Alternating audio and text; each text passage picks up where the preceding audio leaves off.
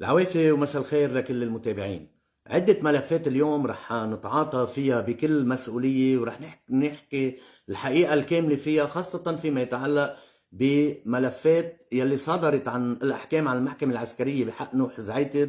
وفي كتير ناس فكرت انه خلص هيدي هي عاملين تسوية لحتى يطلعوه براءة، بينما الحقيقة في مكان آخر كليا، نظرا لأنه الموضوع هيدا في كتير ناس ما بيفهموه، وحقهم لانهم منهم فايتين بالمسار القانوني او بالمسار الحقوقي لحتى يعرفوا شو طبيعة هيدي الاحكام اللي صدرت، وهل هناك مؤامرة ما من اجل اخراجه بريء من الادعاءات يلي ملاحق فيها، ان كان بالاتجار بالمخدرات ولا باطلاق نار او تسبب باستشهاد عناصر بالجيش اللبناني يلي حكي فيها بجلسات المحاكمة امبارح، وعلما انه كمان عنده جلسات أخرى رح يصدر فيها أحكام فيما يتعلق بالملاحقات يلي توقف على أساسها.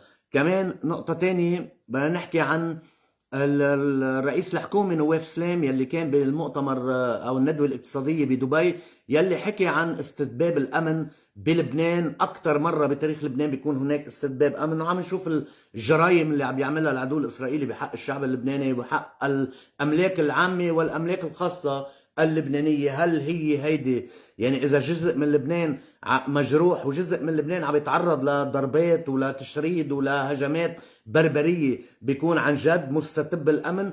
وأصلا كمان عم بيحكي عن الإصلاح. هل صحيح أنه في إصلاح بالبلد؟ أكيد لا، ما في إصلاح، والدليل ما قام به الوزير صدي بإعاز من جعجع نتيجة الفشل بوزارة الطاقة، ونتيجة الفشل أصلا بوجود السلطة وللتعمية على موضوع كيف وزراء لحزب معين اللي هو حزب جعجع بيكون مشارك بالحكومة بصوت على مشروع قانون الموازنة الذي يحال إلى مجلس النواب، بينما نوابه سمير جعجع بيصوتوا ضد مشروع الموازنة. وعلما أنه مشروع الموازنة هو أهم مشروع قانون بتحوله الحكومة إلى مجلس النواب سنويا، لأنه من خلال الموازنة ترسم السياسة العامة والسياسة التنفيذية في البلد من قبل السلطة التنفيذية بعد إقراره بمجلس النواب لما يصير قانون يصوتوا عليه. وعلما كمان أنه الدستور بيقول في حال تعتبر الحكومة مستقيلة، من إحدى الحالات اللي بتعتبر فيها مستقيلة اللي هن 6 بحسب شروط الدستور، حالة من هالحالات أنه في حال لم يصوت أو صوت ضد مشروع قانون الموازنة تعتبر الحكومة مستقيلة. فكيف بيكون وزارة القوات بصوتوا مع مشروع الموازنة بالحكومة وبمجلس النواب نوابهم بصوتوا ضد المشروع؟ فإذا يجب عليهم انه شو انه تصير العملية انه سقطوا الثقة بالحكومة، ولازم يستقيلوا من الحكومة لو عندهم ذرة اخلاق سياسية. طبيعي.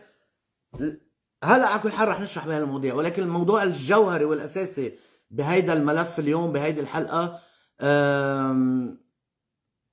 هو قصة الشكوى التي تقدم بها وزير الصدي ضد خينا فوزي مشلب، يلي عم بيلاحق الفساد ويلي من حقه الطبيعي بحسب قانوني مكافحة الفساد وقانون الولوج للمعلومات لأي شخص طبيعي أو معنوي يحق له الوصول إلى هذه المعلومات. فإذا رح نحكي بالتفاصيل، ولكن أول شيء خلينا نتوقف عند ماهية الأحكام اللي صدرت عن نوح زعيتر بالمحكمة العسكرية. أهمها أنه طلع سقطوا له الجرائم الملاحق بها ب 33 ملف لأنه سقطت بمرور الزمن الثلاثي، طلعوه براءة بكذا ملف، وطلع أحكام بشهر بكذا ملف. ليه؟ لأنه حكما لما يكون أي شخص ملاحق بخلاصات أحكام غيابية يعني مش وجاهية، إن كان بالجنحة أو بالجناية، الجنحة والجناية تفرق بمرور الزمن. يعني الجنحة إذا ملاحق فيها الواحد لا، هي الأقصى تبعها 3 سنين تسقط بمرور الزمن وتسقط الملاحقة. 90% من الملاحقات ضد نوح زعيتر هي ملاحقات جناحية، يعني مدعى عليه فيها أنه مرتكب جرائم جناحية بتسقط بمرور الزمن الثلاثي. وكل الأحكام اللي صادرة بحقه كانت قبل توقيفه قبل بثلاث سنين، يعني اجباري بدها تسقط بمرور الزمن. مش معناتها في كومبرومي او في مؤامره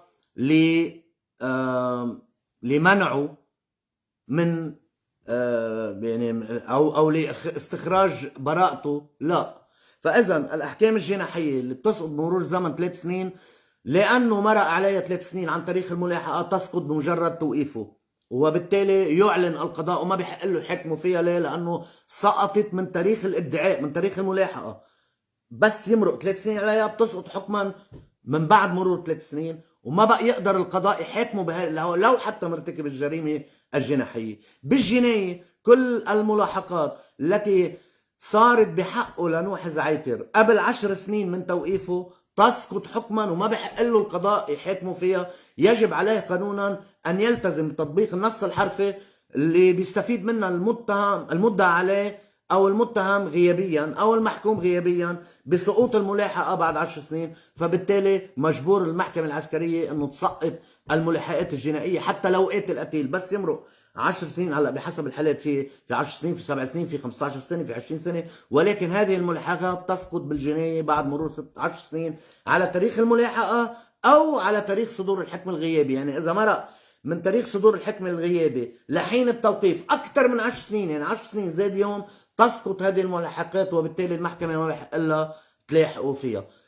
هيدا الشق اللي برئوه، والشق اللي سقطوا 33 دعوة بمرور الزمن الثلاثي، يعني على الجنح المدعى فيها ضده، خلص انتهى. هلا في الشق الثاني، كل الجرائم التي لوحق بها الجنائية اعتبارا لانه هو توقف بال 2025، افترضوا عامل جنائي ملاحق فيها او صادر حكم غيابي فيها من سنة 2015 ل 2025 ضمن مهلة التوقيف، سيحاكم بموجبها نوح زعيتر، وبده يصدر احكام فيها اقله 7 سنين او 10 سنين او 15 سنه اشغال شقه او اشغال مؤبده، ممكن اذا ادين باي جرم يتعلق بالاشتراك بقتل عناصر بالجيش اللبناني.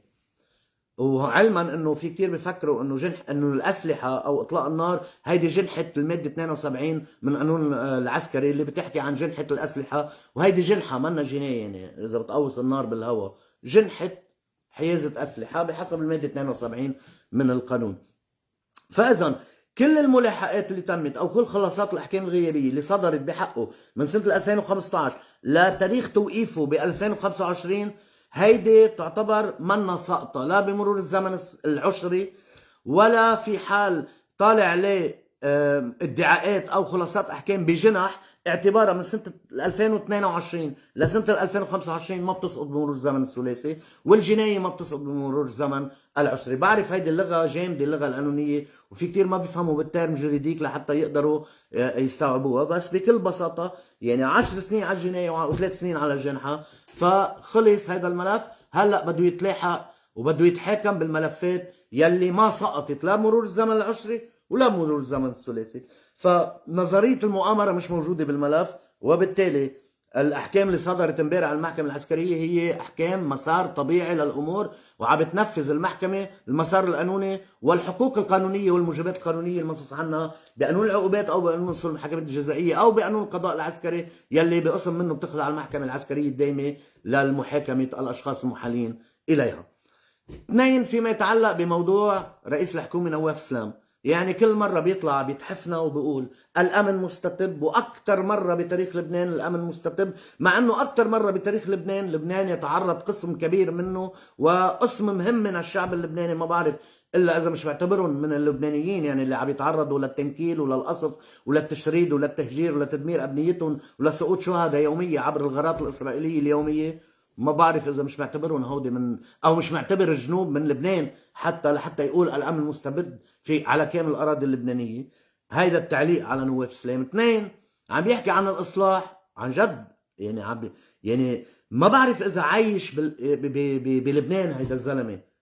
عن اي اصلاح بتحكي، وعن اي نمو اقتصادي عم تحكي، وعن اي اعاده اموال مودعين؟ ما زال بعد الدولار قد بالنسبه للعمله اللبنانيه بعده بال 89 وبال 90 الف ليره.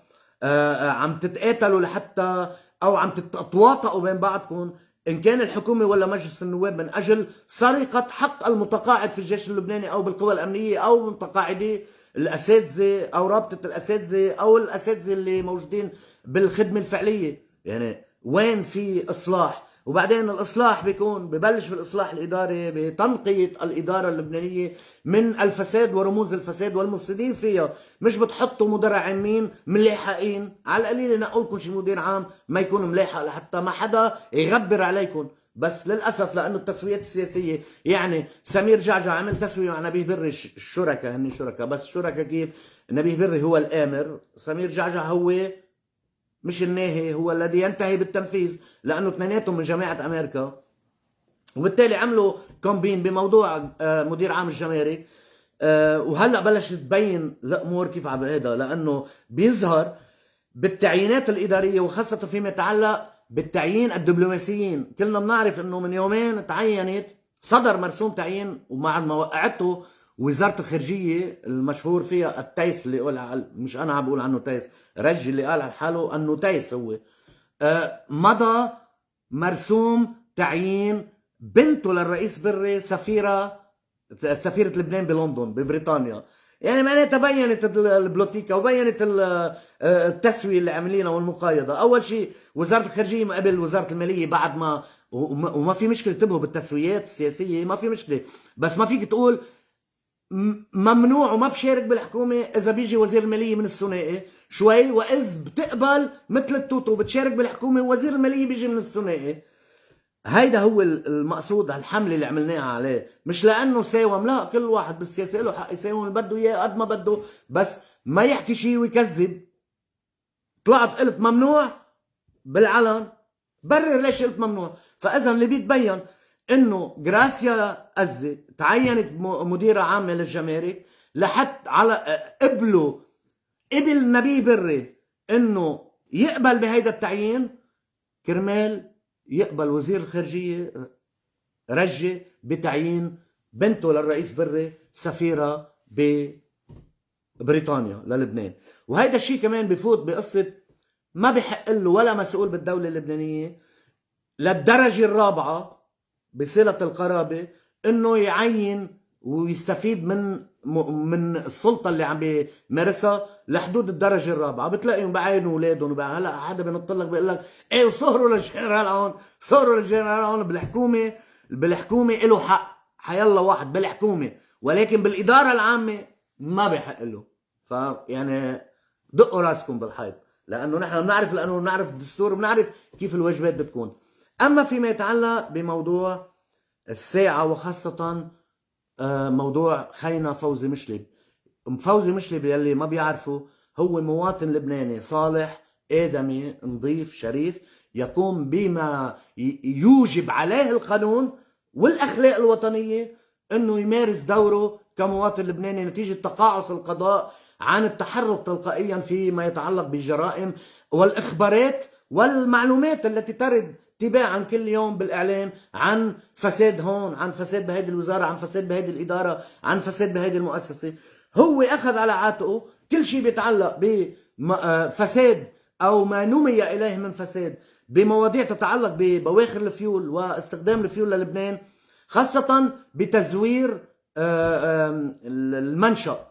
يعني لما تكون ممنوع مثلا لنقول الفيول الروسي معاقب من التجارة العالمية، تجي وزارة الطاقة بشخص الوزير صدي مثلا بحسب ما قالوا فوزي مشلب، تجي وزارة الطاقة بيقول انه خي جبنا لها شهادة المنشأ طلعت مزورة، مبدلينا من فيول روسي ممنوع لفيول تركي مثلا او لفيول بلغاري او فرنساوي او سموا اللي بدكم اياه. بيكون في تزوير بشهادة المنشأ لحتى تمرق صفقة الفيول المغشوش او صفقة الفيول المعاقب. طيب هيدي وجباته. والدليل فوزي مشلب لم يتخطى القانون باي شكل من الاشكال. هلا عم يتهموه انه هرب بس تشك عليه. بكره جاي على القضاء بالوقت المناسب ورح يبرز المستندات، علما انه شو هالجرم المدعى فيه، يعني كانه عاملينه هيرب من وجه العداله ومدري شو. لا لا لا حبيبي، لا هيرب من وجه العداله ولا شيء. وهون خليه يسمع صدي وسمير جعجع ونواف سلام سامعين بقرينة البراءة، مش هيك؟ ما فيكم تجوا تستعملوها مع ناس وتنقضوها على ناس تانيين. قرينة البراءة سوف نعتمدها بشكل كلي ونطبقها على حالة فوزي مشلب.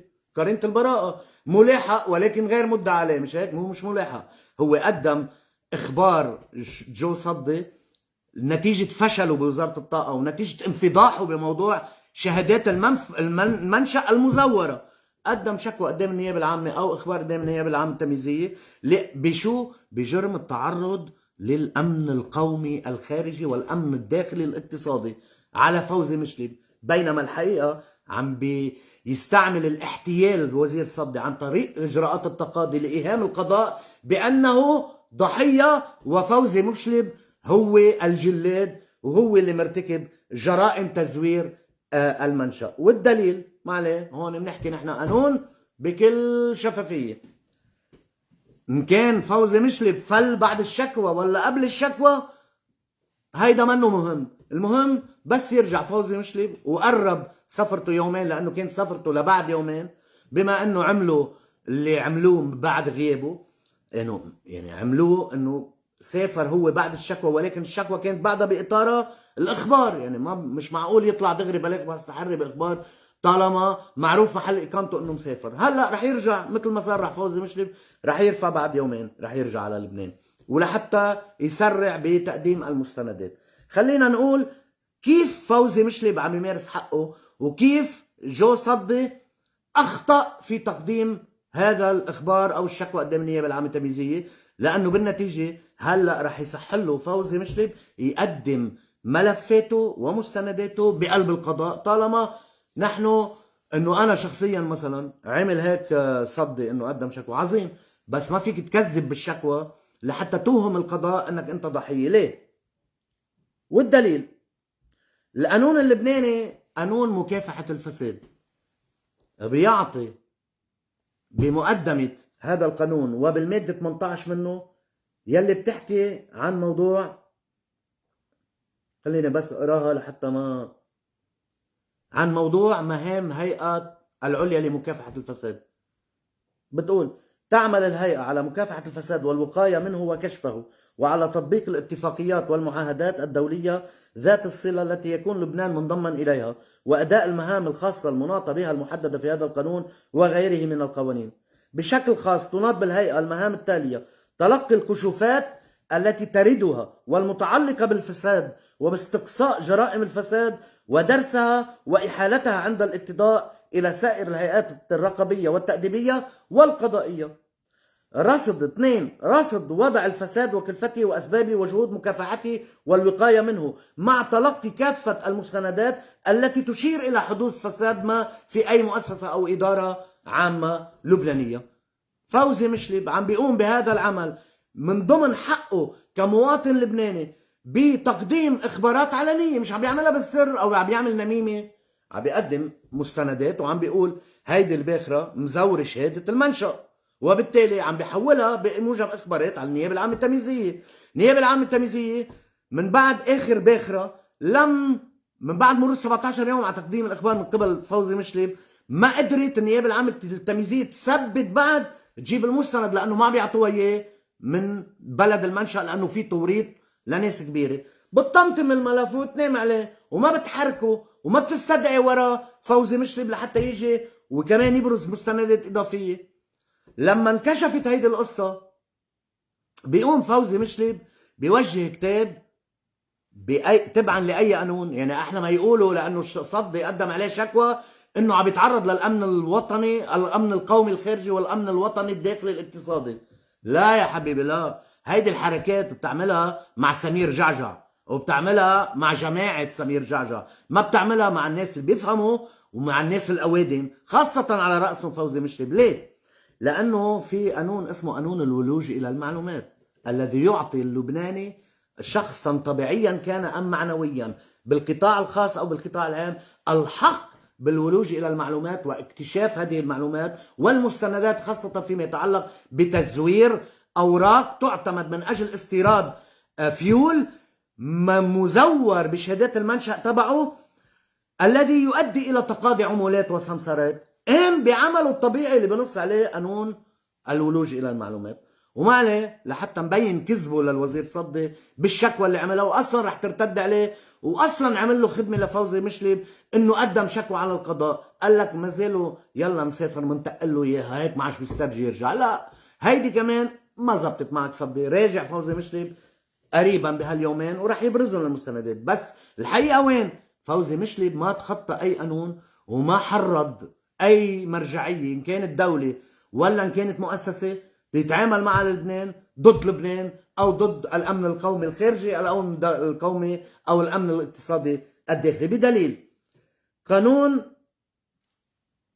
الولوج الى المعاملات، وهيدا القانون عمله التيار الوطني الحر تكتل لبنان القوي وقدم فيه مشروع قانون واقروه بعد الدعس على الرقاب اللي كان ما بده يعمل لا تدقيق جنائي ولا يقروا قانون التدقيق الجنائي ولا يقروا قانون الولوج المعلومات. من هم المستفيدون بحسب قانون الولوج الى المعلومات؟ مين المستفيدين منه لهذا القانون؟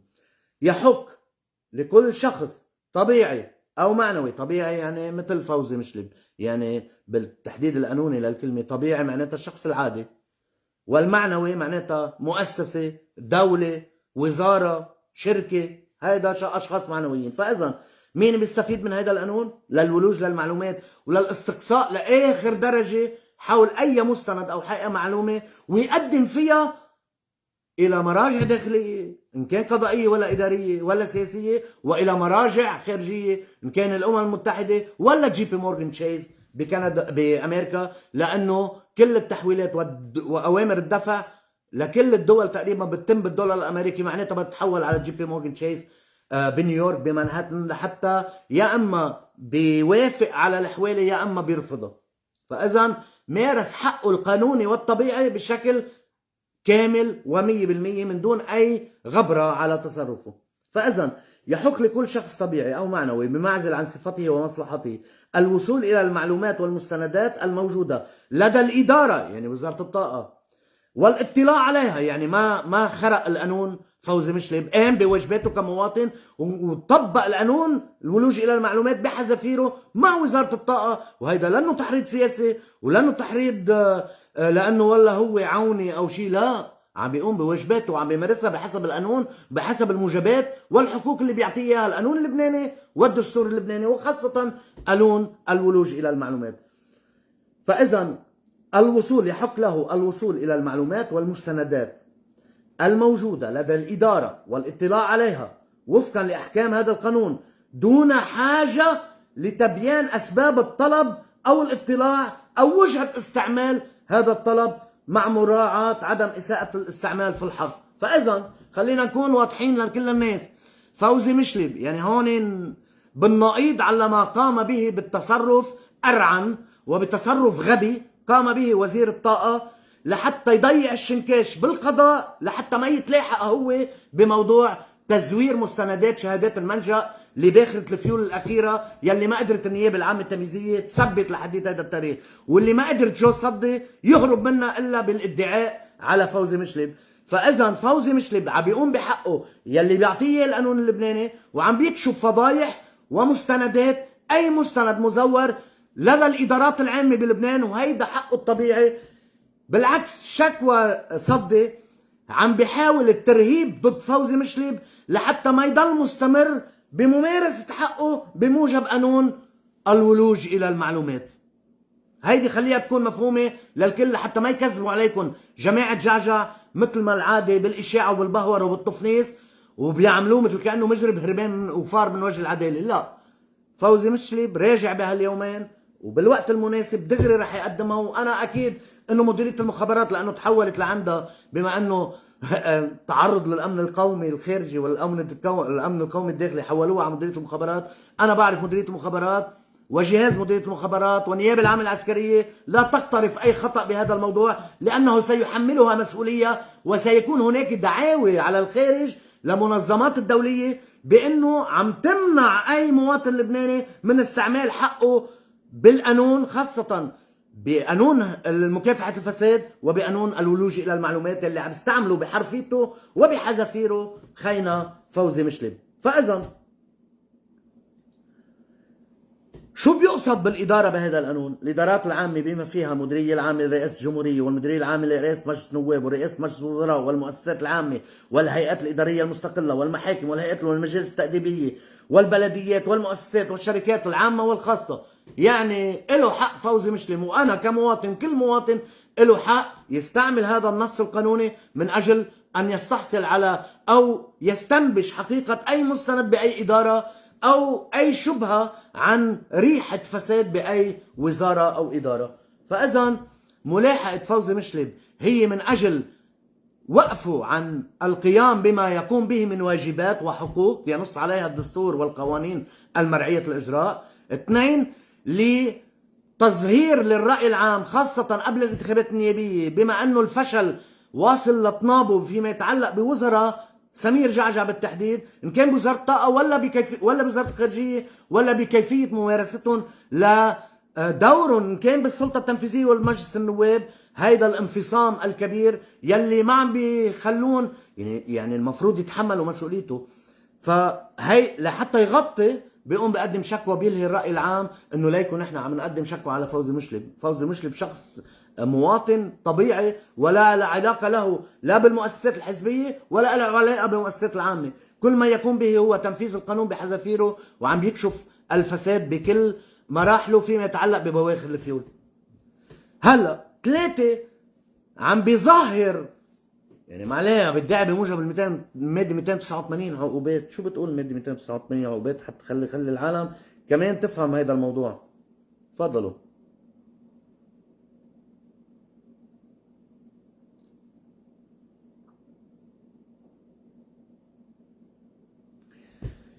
النص المادي 289 من قانون العقوبات اللبناني اللي بتحكي ضمن هيدي من باب ضمن الجرائم الواقعة على امن الدولة الخارجي على معاقبة هيك بتنص اي اعتداء يرتكب على الاراضي اللبنانية او يقدم عليه مواطن لبناني بهدف تغيير دستور دولة اجنبية او حكومتها او اقتطاع جزء من ارضها بالعنف وبالاعتقال المؤقت مع عقوبة لا تقل عن سنة. وين فوزي مشلب عم بيتعرض لاي نظام لدولة خارجية او لاي يعني ما بعرف يعني حتى الغبا واصل للدوائر القانونيه اللي بتكتب لهم الشكاوي. شو خص فوزي مشلب بالماده 289 عقوبات؟ كل ما عم يعملوا او الامن الداخلي وين عم يوصل بالامن الداخلي؟ وين عم يتعرض للامن الداخلي؟ كل اللي عمله فوزي مشلب بهذا الموضوع من بعد التثبت من تزوير شهاده المنشأ للباخره الاخرانيه بيقوم بيقدم كتاب وراح يبرزه هلا. بيقدم كتاب لجي بي مورغان تشيس يلي بحق له بحسب قانون الولوج للمعلومات وحسب قانون لارجع اذكر بالماده تبعيت الولوج بالمعلومات. معلش هيدي الماده كتير مهمه وصار كل لبناني لازم يعرفها ويستعملها ضد اي اداره بحس فيها فساد. لارجع عيدها. يحق لكل شخص طبيعي او معنوي بمعزل عن صفته ومصلحته شو ما كانت صفته وشو ما كانت مصلحته الوصول إلى المعلومات والمستندات الموجودة لدى الإدارة والاطلاع عليها دون حاجة لتبيان أسباب الطلب أو وجهة استعماله. وبترجع بتكفي المادة ويحق له تبعا لذلك أن يستمر في كشف الحقيقة لآخر نفس. وهون فوزي مشلب لآخر نفس بيودي كتاب لجي بي مورغان تشيس. شو بيقول له؟ تحقق من هيدا الموضوع قبل ما تدفع المصريات. شو جي بي مورغان تشيز هالقد عقلهم صغير لحتى يقولوا انه نحن وقفنا الدفع لانه فلان الفلاني ودالنا طلب؟ لا، ودالهم الطلب مع المستندات يلي عملها ضمن القانون تبع الولوج للمعلومات وضمن قانون مكافحه الفساد ولا يوصل فيها للاخر. لا، بما انه النيابه العامه التمييزيه بالرغم من الاخبار اللي قدموا فوزي مشلب قدامها بحق هيدي الباخره بتزوير شهاده المنشا لم تستطع النيابه العامه التمييزيه ان تثبت اصل هذه الاوراق لانه ما عم يعطوها اياها. بيقوم فوزي مشلب بياخذها على عيته القصه شو صاير له الزلمه يعني لحتى يعذب حاله او يشغل او يتعب راسه هالقد ويتعرض لشكاوي من قبل اشخاص اغبياء فيما يتعلق بممارسه حقهم خارج اطار الدستوري وخارج اطار القانوني. شو صاير عليه؟ بس لانه مواطن شريف ومناضل ويبغى تبيان الحقيقه ودى لاحق الموضوع على الاخر. ودى لهم كتاب لجي بي مورغان تشيز وقال لهم حققوا بهذا الموضوع، شوفوا قبل ما تدفعوا. مما ادى الى توجيه جي بي مورغان تشيز كتاب الى وزاره الطاقه لصدي، بيقولوا له القصه هيك خليني اقراها بس بالتفصيل، لانه الشكوى اللي مقدمها شكوى ما لها علاقه بموضوع فوزي مشلب، بس عم بيعملها ترهيب لحتى يمنعوا يجي على لبنان، بس رح يبلفوا فوزي مشلب وراجع على لبنان، وهونيك الطامه الكبرى. واذا في قضاء بده يستر عن موضوع لصدي، ساعتها رح نضطر نستعمل حقوقنا المنصوص عنها بالدستور اللبناني والمنصوص عنها بقانون مكافحة الفساد وبقانون الولوج إلى المعلومات، إلى التقدم بالشكاوي ضد الدولة اللبنانية ممثلة بوزارة الطاقة قدام المراجع الدولية المختصة، لأنه هيك عمل ما بينسكت عنه. بدك تستعمل القانون استعمله بالحق، مش تستعمله للترهيب أو الاحتيال عن طريق إجراءات التقاضي. شو بيقول الكتاب تبع جي بي مورغان تشيز؟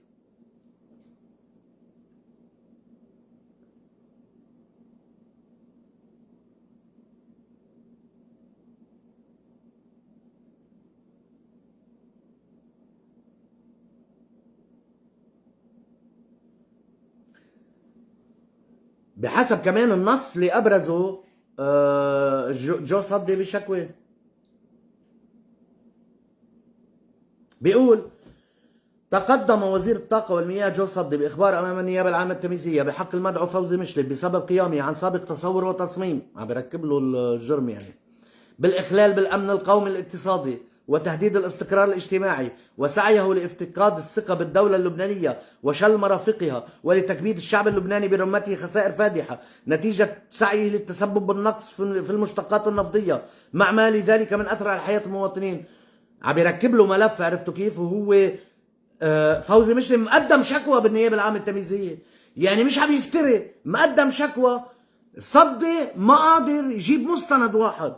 نرجع وفي التفاصيل، هون الكتاب اللي بعته جي بي مورغان تشيز. وفي التفاصيل: تلقى الوزير صدي رسالة تحذيرية من مصرف مراسل لمصرف لبنان، يعني جي بي مورغان تشيز، والذي من خلاله تفتح اعتمادات مصرفية للشركات الموردة للمشتقات النفطية. تفيد الرسالة بأن المدعو مشلب دعاه إلى وقف التعامل مع الوزارة، وهذا التحريض لو أخذ به المصرف المراسل يؤدي إلى وقف فتح اعتمادات مصرفية، وقف استيراد المحروقات لصالح الجيش والقوات المسلحة اللبنانية، مشان هيك حولها على مديرية المخابرات. 3: قد يهدد حتى استيراد القطاع الخاص ما يصيب لبنان بالشلل. 4: ربما يؤدي إلى وقف المصرف المراسل الوحيد للتعاطي كليا مع الدولة اللبنانية. وبكفي شد أو صدي أو رجي مثل بعضهم. أراد فوزي مشلب من خلال اتصاله بالمصرف المذكور أن يصل إلى غاية في نفس يعقوب بعد فشل كل محاولاته السابقة لإغراق لبنان بالعتمة، وتاليا تشويه صورة وزير الطاقة وأن يمثل، يعني عملوا له فوزي مشلب شو هذا؟